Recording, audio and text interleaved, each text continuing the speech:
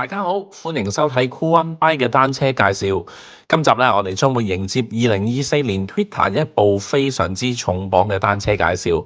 重磅並唔係話佢部單車嘅重量，而係講緊呢部單車嘅犀利配置同埋一個非常之可接受嘅價錢，絕對咧係會令大家眼前一亮嘅。佢嘅型號係 R12。到底呢部車抵唔抵？我就咁講話佢好值啊，好平啊，大家可能未必明白。但係如果我做個簡單嘅比較，可能大家即時就知道啦。假設我哋攞7000至8000蚊買一部單車，買翻啲最知名嘅牌子，你大概會得到啲咩呢？鋁合金嘅車架、車鈴、分體嘅鋁合金彎把、鋁合金嘅前叉、鋁合金嘅座管，變速咧你大概有 Shimano 嘅18速左右啦，然後可能係跟絲剎啦，或者係線拉嘅碟剎。但係如果用差唔多嘅價錢，呢部 R12會俾到咩我哋呢？包括有碳纖嘅車架、碳纖嘅車鈴、一體式嘅碳把、碳纖前叉、碳纖座管，最抵死咧，佢竟然有電子變速，仲要係26波，加埋佢有全油壓嘅碟剎，而且佢個外觀咧係相當靚仔，係用破風型嘅設計，全車係內走線嘅。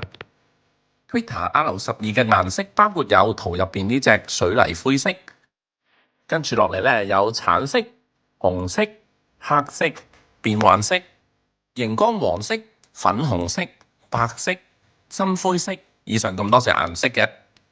跟住落嚟我哋就睇下呢部 Twitter R12佢嘅魅力之處啦。佢採用嘅係來自 Wheeltop 嘅 EDS TX26段電子變速系統，呢個就係佢嘅前變速器。官方表示咧，插滿1次電，佢可以變速5000次。佢嘅變速效能亦都好理想，出廠嘅時候咧已經調校得啱啱好，唔會磨鏈，唔會甩鏈，反應咧都係瞬間即到嘅。呢一個咧就係 EDS 嘅後變速器，可以支援到最大13速。插滿1次電咧，你大概可以變速到25000次左右，大約幾個月嘅時間咧，你先要插1次電。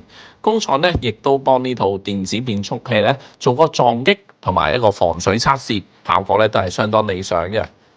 飛輪嘅齒數越大，踩起上嚟咧就越輕腳。大部分原廠嘅車只係俾到28齒厘，但係 R12原裝咧就已經去到34齒啦，等你可以輕鬆應付唔同嘅大車路。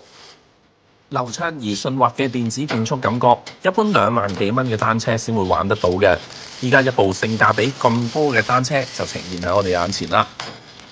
跟住我哋再睇下單車嘅其他配置，呢個咧係中鋒大餅，佢嘅齒數咧分別係34同埋50齒。